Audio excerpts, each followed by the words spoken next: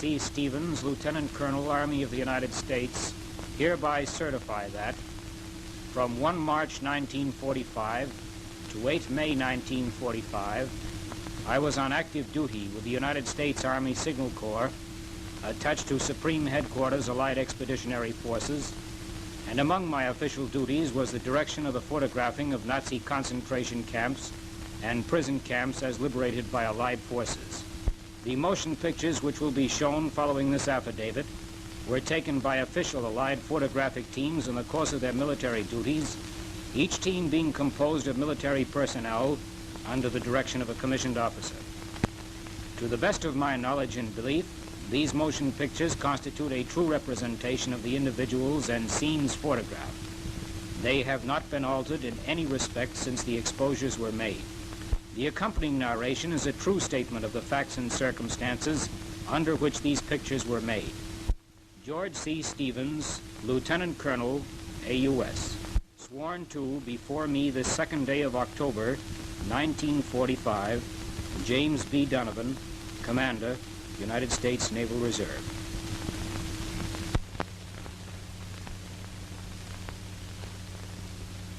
I, E.R. Kellogg, Lieutenant, United States Navy, hereby certify that from 1929 to 1941, I was employed at 20th Century Fox Studios in Hollywood, California, as a director of photographic effects, and am familiar with all photographic techniques.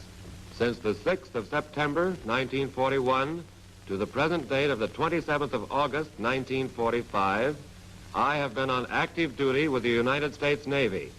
I have carefully examined the motion picture film to be shown following this affidavit, and I certify that the images of these excerpts from the original negative have not been retouched, distorted, or otherwise altered in any respect, and are true copies of the originals held in the vaults of the United States Army Signal Corps. These excerpts comprise 6,000 feet of film selected from 80,000 feet, all of which I have reviewed, and all of which is similar in character to these excerpts. E.R. Kellogg, Lieutenant, United States Navy, sworn to before me this 27th day of August, 1945, John Ford, Captain, United States Navy. These are the locations of the largest concentration and prison camps maintained throughout Germany and occupied Europe under the Nazi regime. This film report, covering a representative group of such camps, illustrates the general conditions which prevailed.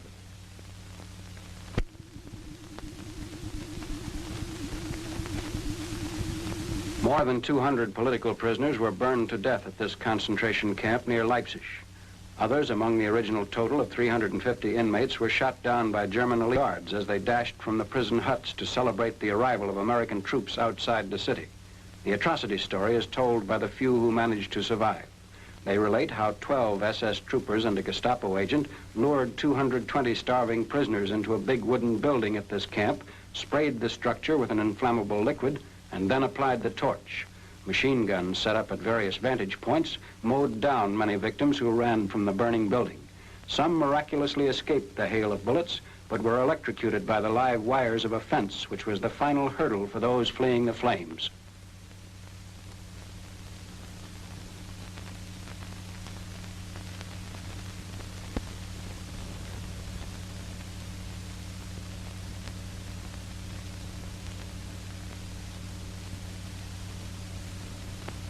The Leipzig victims were Russians, Czechs, Poles, and French. The dead are viewed by Russian women liberated from slave labor.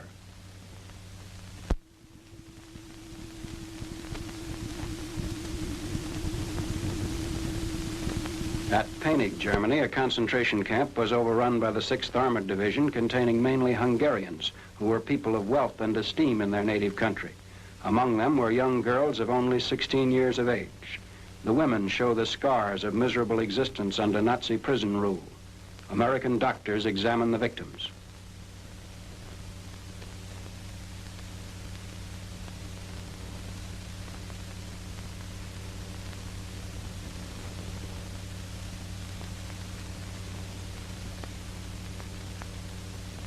Some have gangrenous wounds.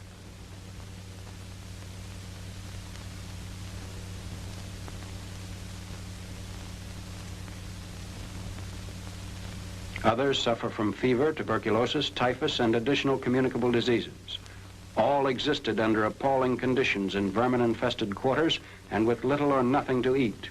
As soon as our troops arrived, arrangements were made to remove these people from the miserable surroundings.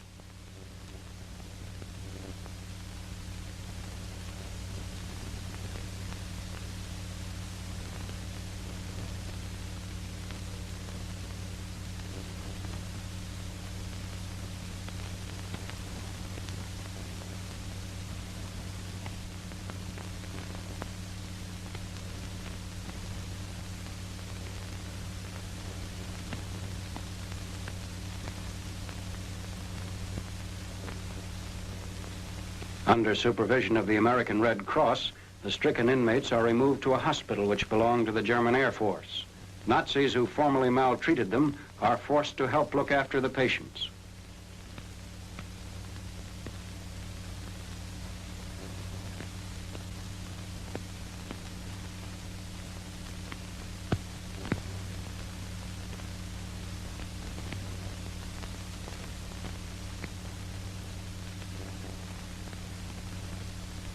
The staff of German nurses is also forced to attend the victims.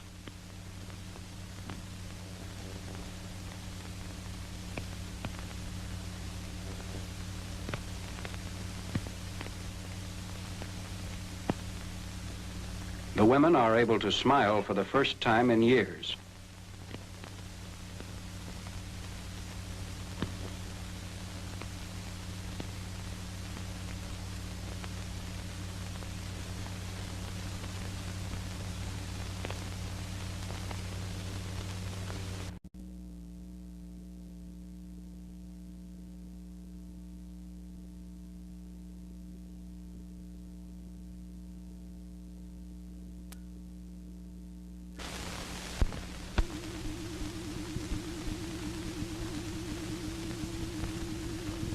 At this concentration camp in the Gotha area, the Germans starved, clubbed, and burned to death more than 4,000 political prisoners over a period of 8 months. A few captives survived by hiding in the woods. The camp is chosen for a high command inspection led by General Dwight D. Eisenhower. Also present are Generals Omar N. Bradley and George S. Patton. The 4th Armored Division of General Patton's 3rd Army liberated this camp early in April. The generals viewed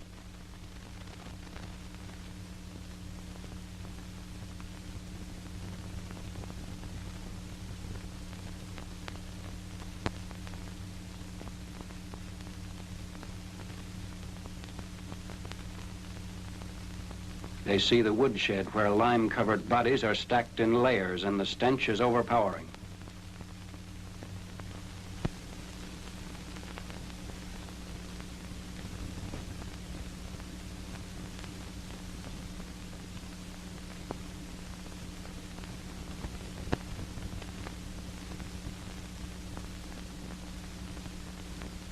Former inmates demonstrate how they were tortured by the Nazis.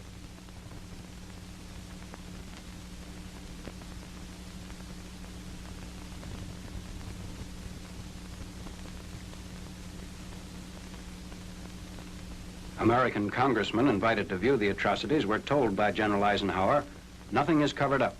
We have nothing to conceal. The barbarous treatment these people received in the German concentration camps is almost unbelievable. I want you to see for yourselves and be the spokesman for the United States."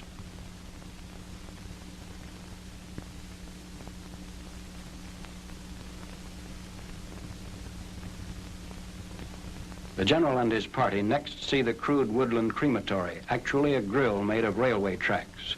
Here, the bodies of victims were cremated. Charred remains of several inmates still lay heaped atop the grill.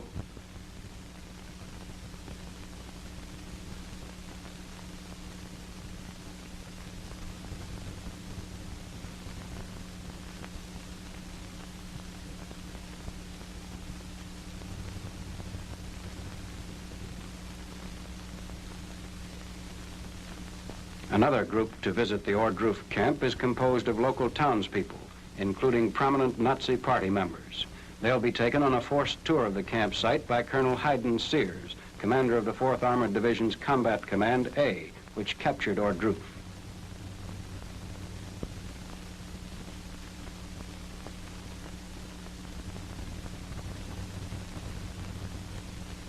A German medical major is compelled to accompany the townspeople.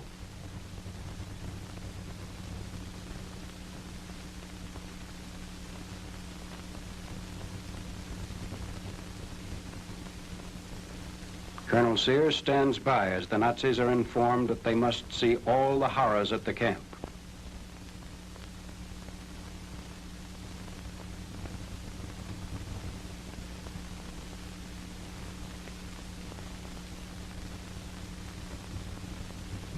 First, the visitors view some 30 freshly killed bodies lying in the courtyard of the camp where they'd been shot on the evening preceding the entry of American tanks.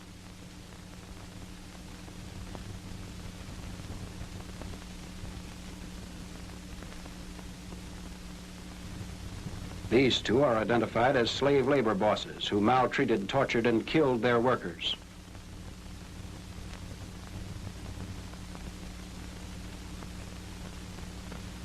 Next, to the woodshed, which the Nazis are reluctant to enter, but Colonel Sears demands that they get a close-up look at the most gruesome of sights.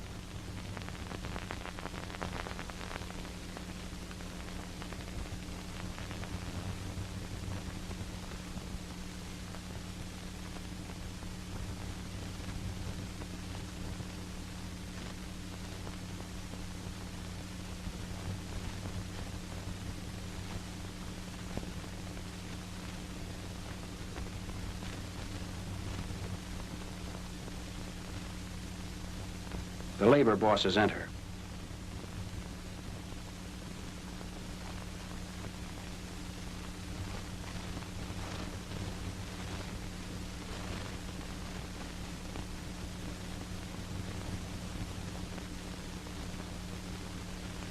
According to reports, the local Nazis continued their tour of the camp without apparent emotion. All denied knowledge of what had taken place at Ordruf.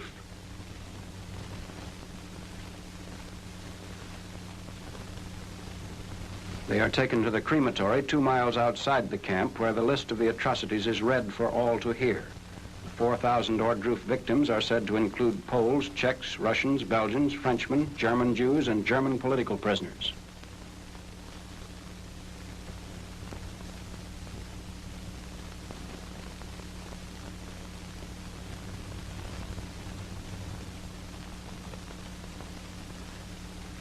A day before these Nazis visited the camp, the Burgermeister of Ordruf was forced to view the horrors. He and his wife were later found dead in their home, apparently suicides.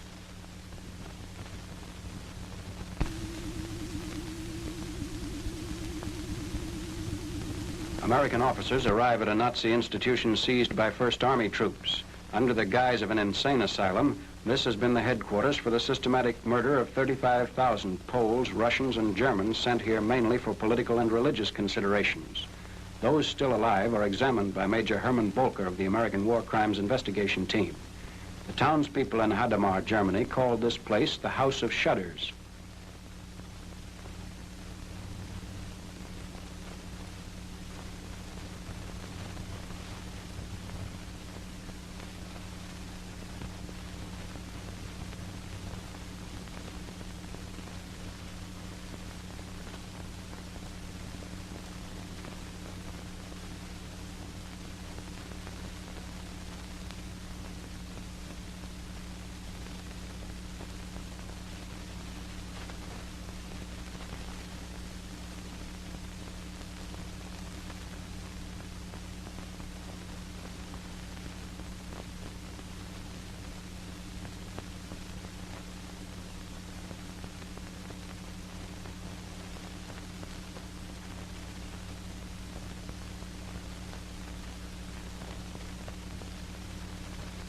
Meanwhile, at the graveyard attached to the institution, bodies are exhumed for autopsy. 20,000 are buried here. 15,000 who died in a lethal gas chamber were cremated and their ashes interred.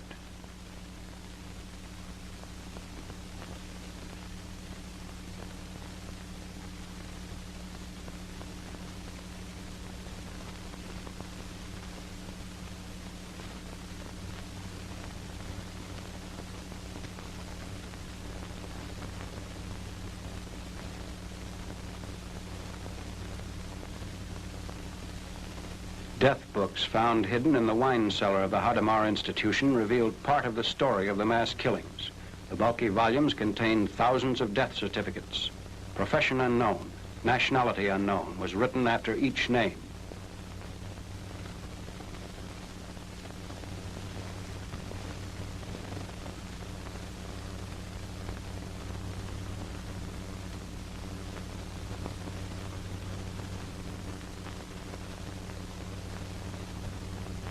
The corpses are lined up pending the arrival of WCIT officers.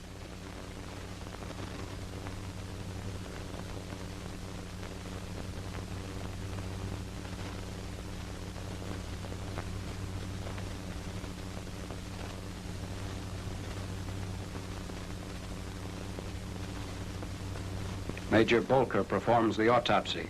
A detailed listing is made of all clinical data.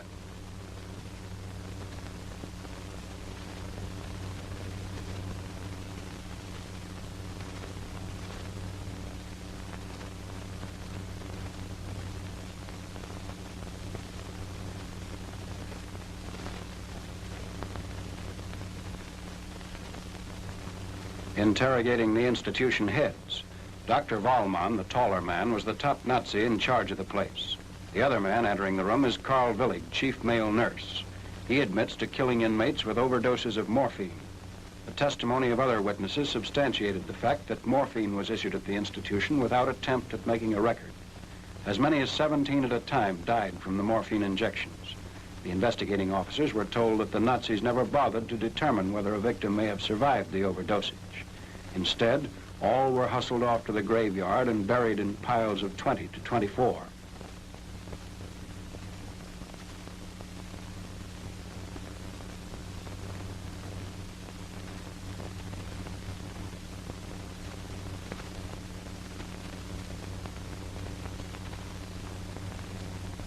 The prisoners are removed to await trial.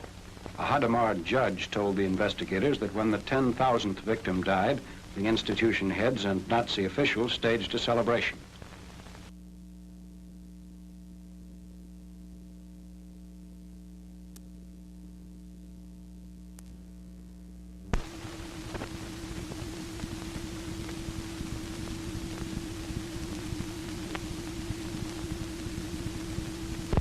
This is Breendonk prison in Belgium. It offers evidence of Nazi brutality imposed on Belgian patriots during the period of German occupation.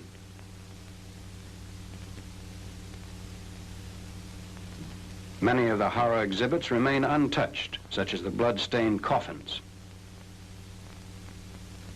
demonstrating how the victims were tied up for administering vicious beatings.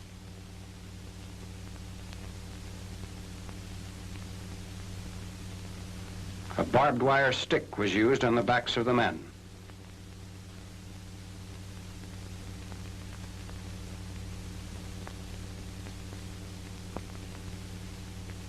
Another method for rendering a patriot helpless while he was attacked by his Gestapo guards.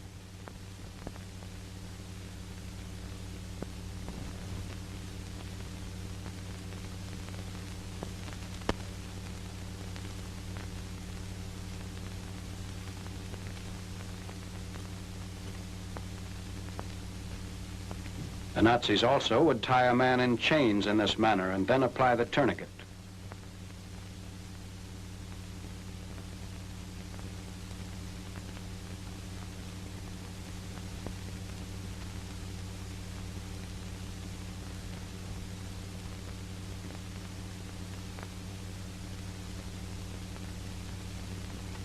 A Berlin-made thumb screw and how it was used.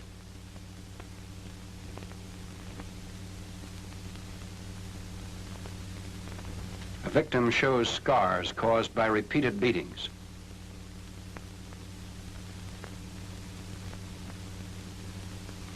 Others show what happened to them as results of both beatings and cigarette burns.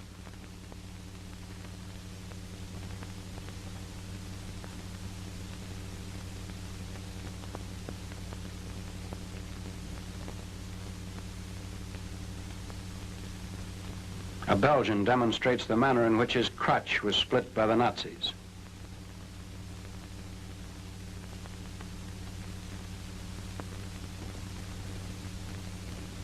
woman discloses the results of a beating.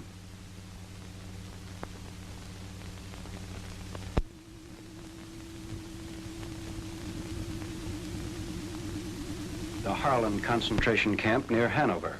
Out of 10,000 Polish men brought here 10 months prior to April 1945, only 200 remained. Prisoners who could walk were removed before American troops entered Hanover. The others were left to starve and die. Immediate relief was provided for the men with the arrival of a Red Cross clubmobile. The men broke into tears when they were given hot soup, other food, and cigarettes and clothing.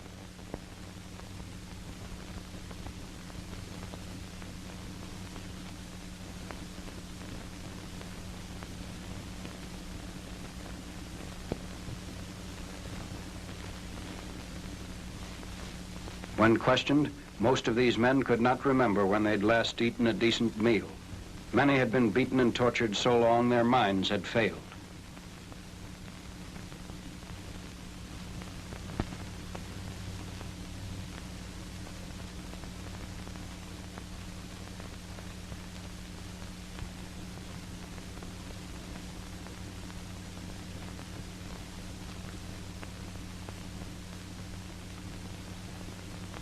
Some of the inmates are too weak to leave their bunks or even eat.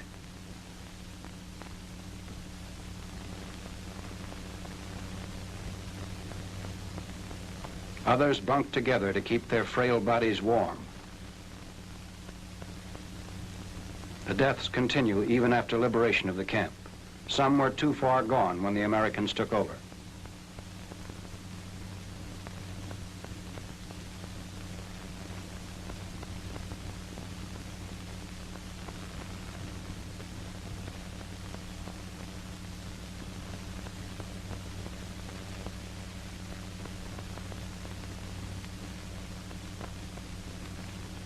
An AMG sergeant checks the list of inmates. The victims relate the atrocity story, and photographs are made for further documentation of the horrors committed at the Hanover camp.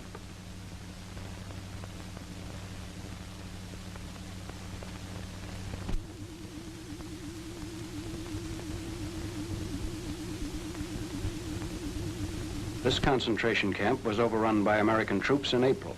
The prisoners were mainly Poles and Russians, maltreated and starved. Savage watchdogs were used to help guard the camp. German civilians are forced to dig up the bodies. This is the second burial ground for the victims. The spot where they were originally buried after the massacre was apparently too close to the town. The Arnstadt villagers could not tolerate the stench of the dead, and they themselves moved the bodies to this site. Now they again must exhume the corpses, this time under armed persuasion.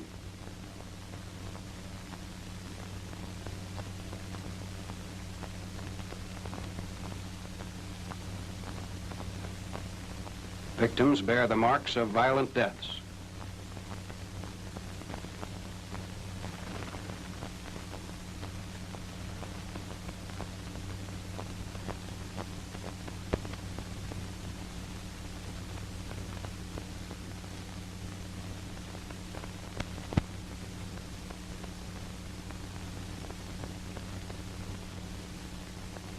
American troops view the evidence of Nazi barbarism.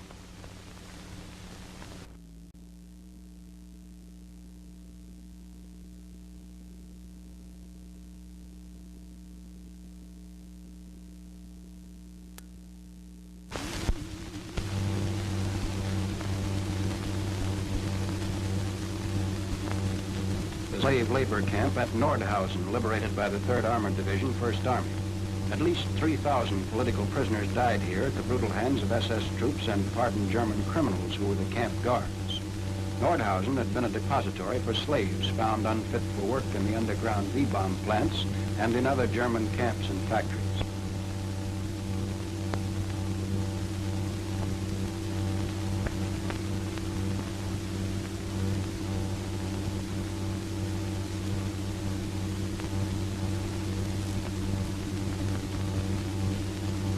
Amid the corpses are human skeletons too weak to move.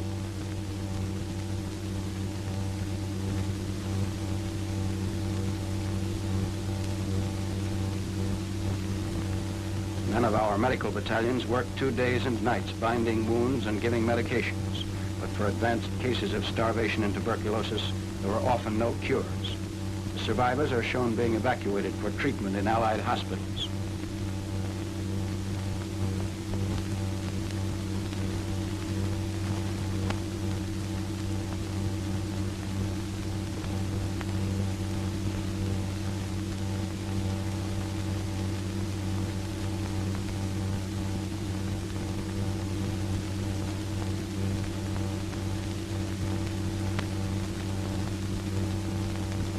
The victims are mainly Poles and Russians, with considerable numbers of French and other nationalities also included in the camp roster.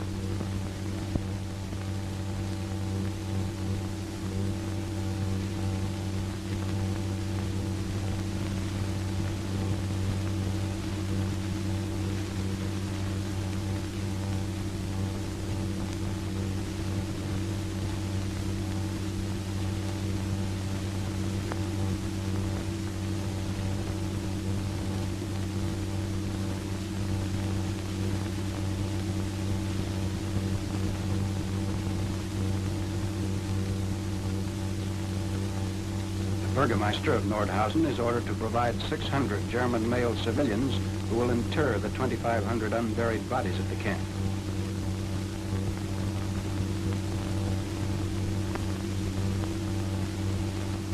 A priest administers last rites for the dead while the corpses are being carried to the hillside for burial.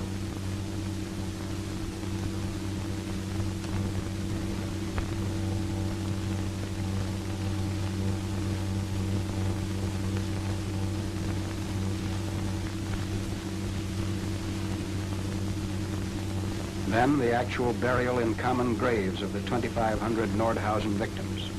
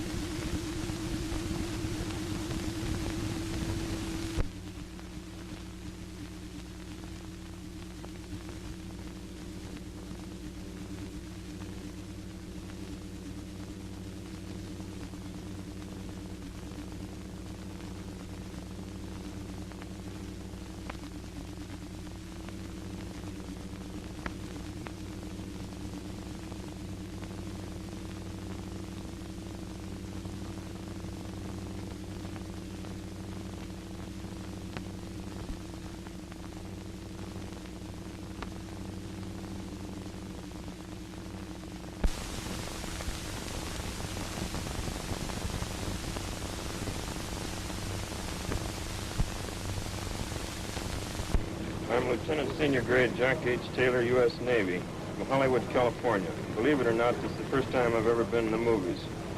I've been working overseas in occupied countries in the Balkans for 18 months. In October 44, I was the first Allied officer to drop into Austria. I was captured December 1st by the Gestapo, severely beaten, even though I was in uniform, severely beaten and considered as a non-prisoner of war. I was taken to Vienna prison, where I was held for 4 months.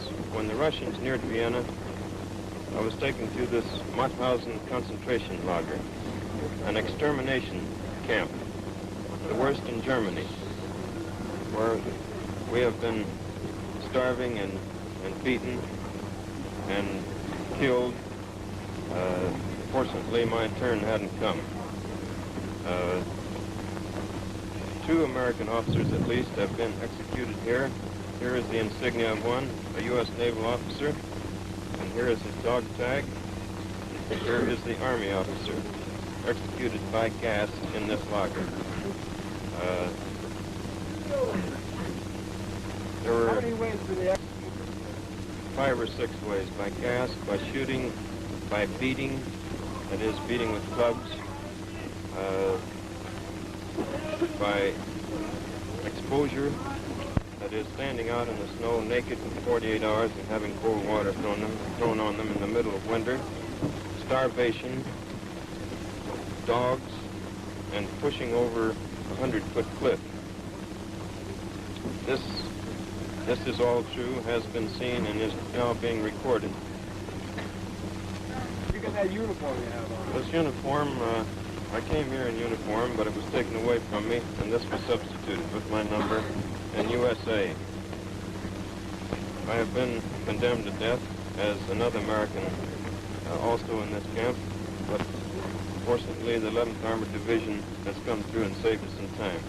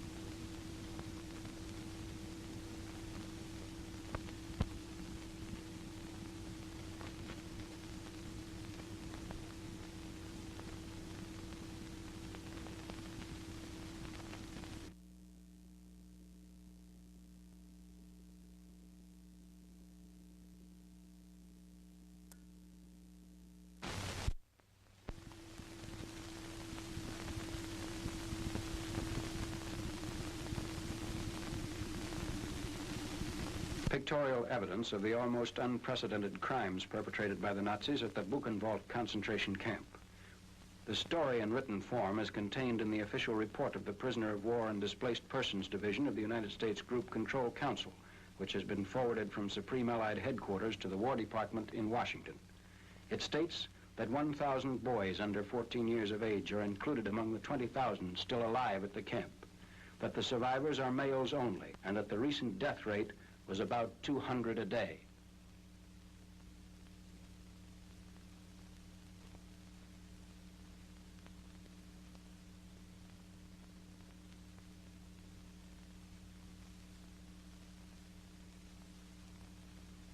Nationalities and prison numbers are tattooed on the stomachs of the inmates.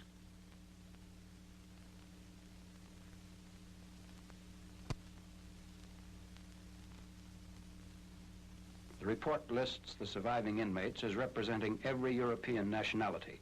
It says the camp was founded when the Nazi Party first came into power in 1933 and has been in continuous operation ever since, although its largest populations date from the beginning of the present war. One estimate put the camp's normal complement at 80,000.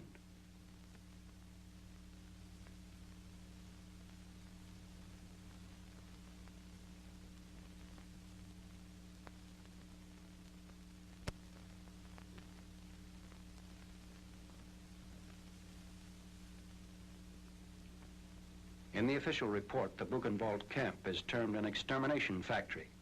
The means of extermination? Starvation complicated by hard work, abuse, beatings, and tortures, incredibly crowded sleeping conditions, and sicknesses of all types. By these means, the report continues, many tens of thousands of the best leadership personnel of Europe have been exterminated. Bodies stacked one upon the other were found outside the crematory. The Nazis maintained a building at the camp for medical experiments and vivisections with prisoners as guinea pigs. Medical scientists came from Berlin periodically to reinforce the experimental staff. In particular, new toxins and antitoxins were tried out on prisoners. Few who entered the experimental buildings ever emerged alive.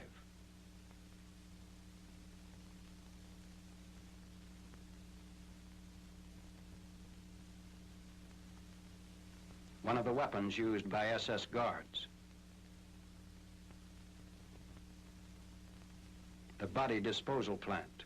Inside are the ovens which gave the crematorium a maximum disposal capacity of about 400 bodies per 10-hour day. Gold-filled teeth were extracted from bodies before incineration. The ovens, of extremely modern design and heated by coke, were made by a concern which customarily manufactures baking ovens. The firm's name is clearly inscribed.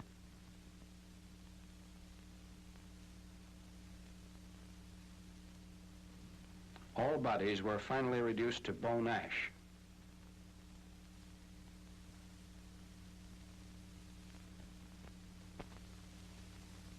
"1,200 civilians walked from the neighboring city of Weimar to begin a forced tour of the camp.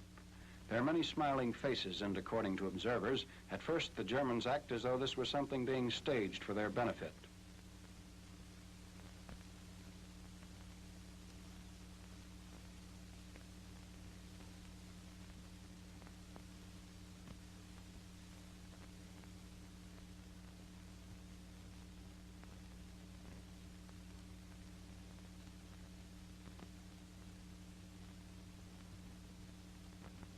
One of the first things that the German civilians see as they reach the interior of the camp is the parchment display. On a table for all to gaze upon is a lampshade made of human skin, made at the request of an SS officer's wife. Large pieces of skin have been used for painting pictures, many of an obscene nature.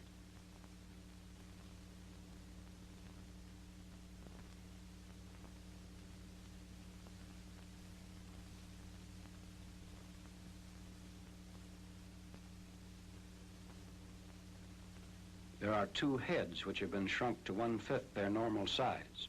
These and other exhibits of Nazi origin are shown to the townspeople.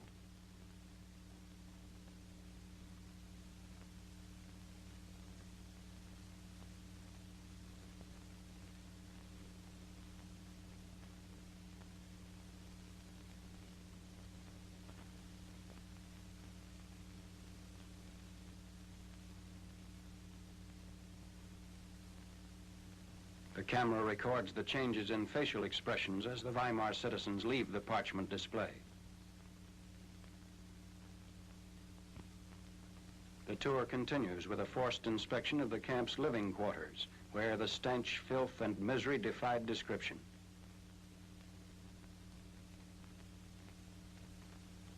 They see the result of lack of care in the bad case of trench foot.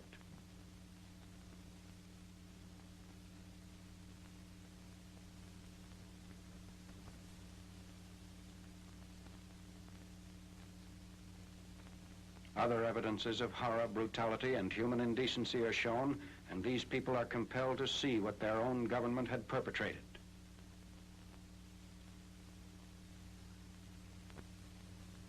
Correspondents assigned to the Buchenwald story have given wide notice to the well-fed, well-dressed appearance of the German civilian population of the Weimar area.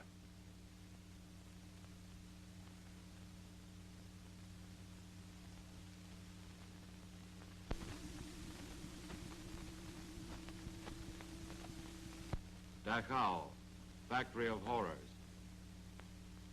Dachau, near München, one of the oldest of the Nazi prison camps. It is known that from 1941 to 1944, up to 30,000 people were entombed here at one time, and 30,000 were present when the Allies reached Dachau. The Nazis said it was a prison for political dissenters, habitual criminals, and religious enthusiasts.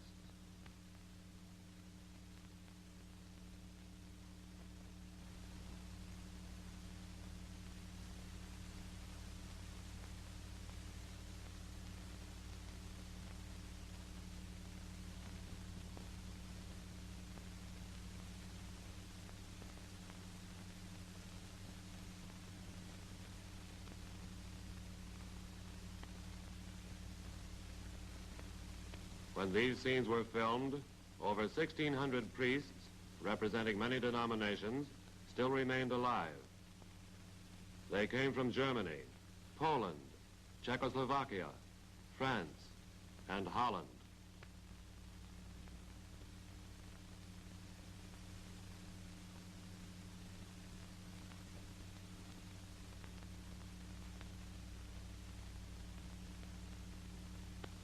Incoming prison trains arrived, carrying more dead than living. Those strong enough to travel were brought to Dachau from outlying points which were threatened by the Allied advance. This is how they looked when they arrived.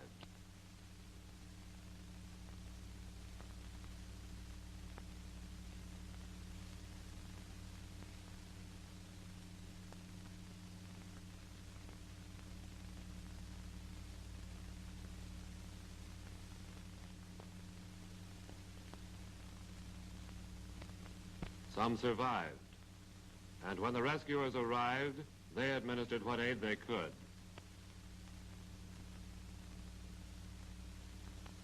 Others died after the liberation.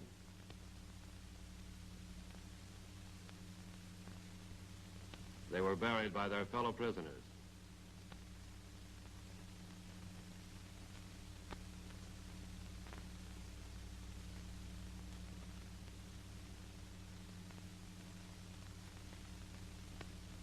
As in the case of other camps, local townspeople were brought in to view the dead at Dachau. This is what the liberators found inside the buildings.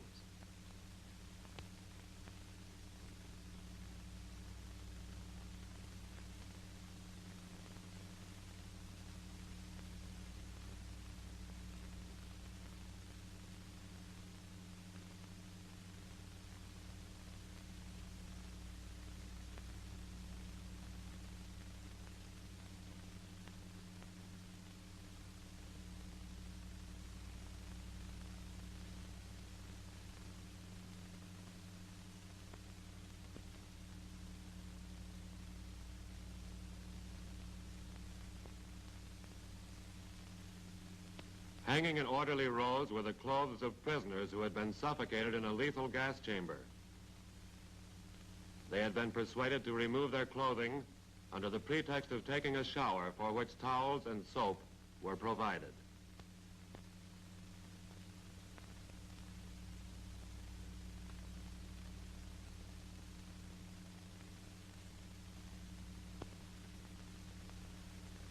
This is the Brausbad, the shower bath.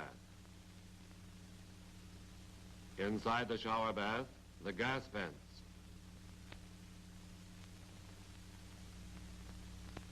On the ceiling, the dummy shower heads.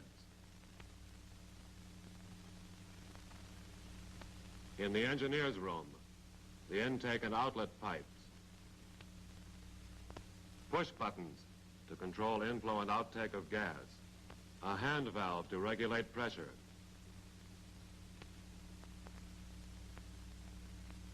Cyanide powder was used to generate the lethal smoke. From the gas chamber, the bodies were removed to the crematory.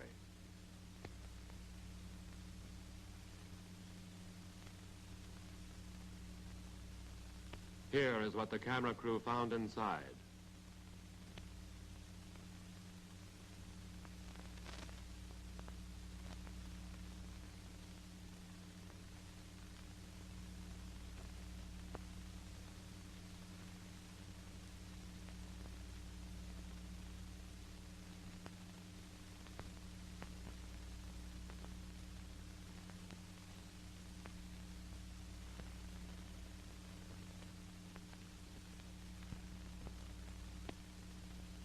These are the survivors.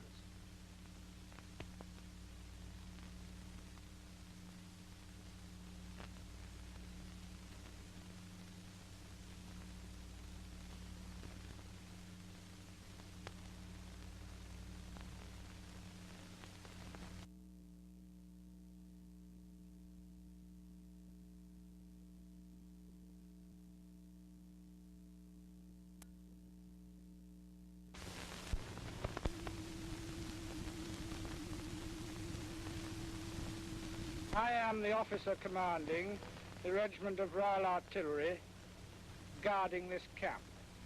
Our most important task has been making the SS, of which there are about 50, the dead. Up to present, we have buried about 17,000 people, and we expect to bury about half as much again. When we came here, conditions were indescribable. The people had had no food for 6 days and were eating turnips.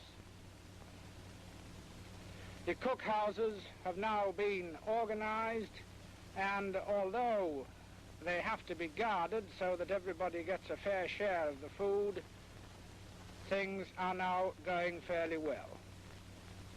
The officers and men regard this job as a duty that has to be performed, and none of us are likely to forget what the German people have done here. Heute, den 24. April 1945, spricht die Chefärztin vom Frauenlager, Konzentrationslager Speech of the woman doctor at concentration camp Bergen-Belsen, 24th of April 1945. This is the doctor in charge of the female section of the concentration camp Bergen-Belsen. She was a prisoner at this camp. Dass man hat uns Häftlinge in einen schmutzigen, verlausten Lager auf der Erde geschmissen, Tausende auf eine nur Erde, ohne Decken, ohne She Stube, says, ohne Betten. there were no covers, straw stacks, or beds of any kind. Persons had to lie directly on the ground. They were given 1/12 of a loaf of bread and some watery soup daily. Almost 75% of the people were bloated from hunger. An epidemic of typhus broke out. 250 women and thousands of men died daily.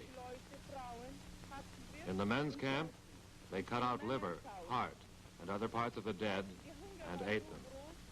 Das bei den Männern haben sogar die Männer von den Toten Leber, Herz und andere Teile des Körpers ausgeschnitten und aufgefressen. Man wollte uns keine Medikamente geben und die SS-Männer hatten das ganze Jahr aufgesammelt. Essen, welches wurde vom Roten Kreuz für uns Häftlinge geschickt. Und 2 Tage früher, bevor die britische Armee gekommen ist... No medicines were available because the SS men had collected everything. 2 days before the British Army came, the first Red Cross food was distributed. 2 months before, 150 kilograms of chocolate had been sent to the children of the camp. 10 kilograms were distributed. The rest the commandant kept for himself and used it as barter to his personal advantage.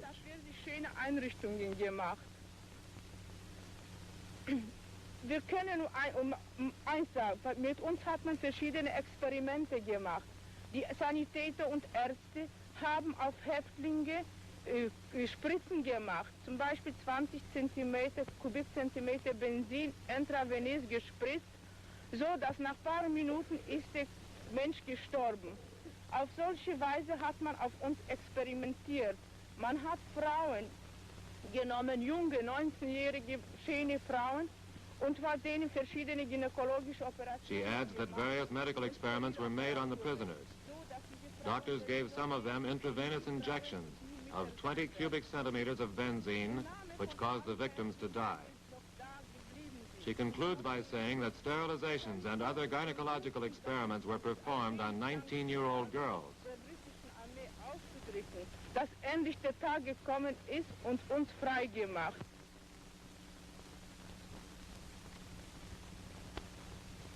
Kramer, camp commandant, is taken into custody.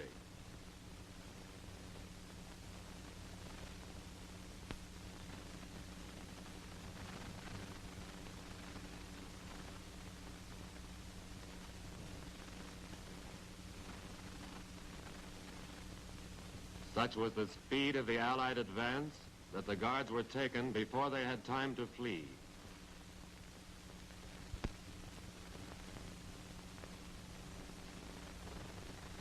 Inside Belsen, the same story: starvation and sickness.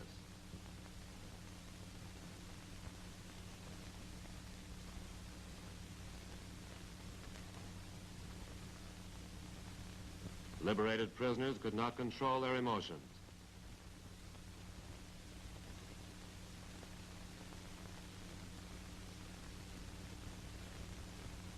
Despite German attempts to cover up, we found these in the open fields.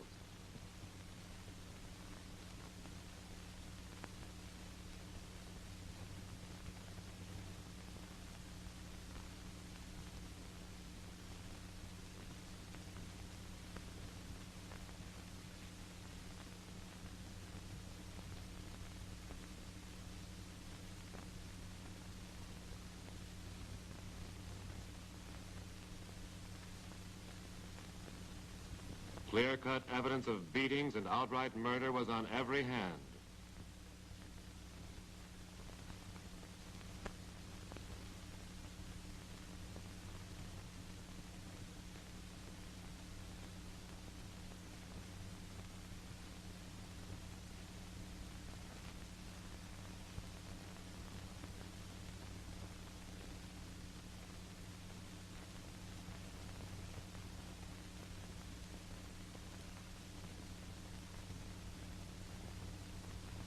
Nameless victims were numbered for records which the Germans destroyed.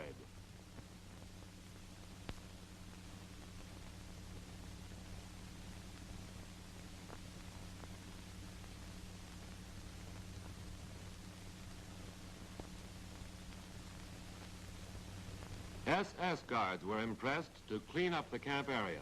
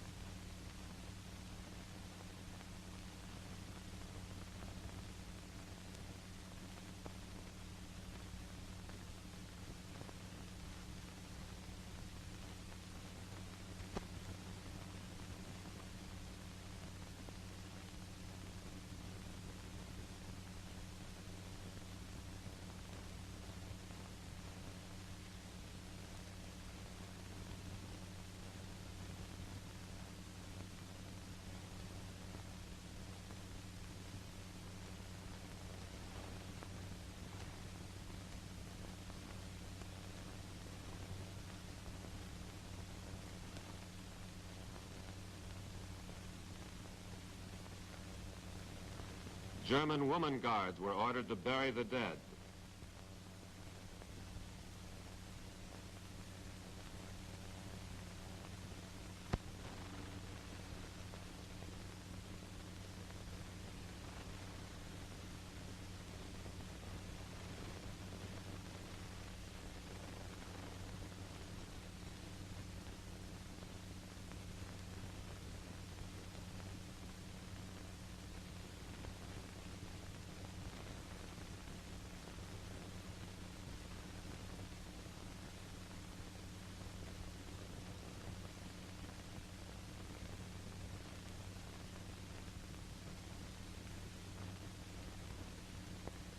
Sanitary conditions were so appalling that heavy equipment had to be brought in to speed the work of cleaning up.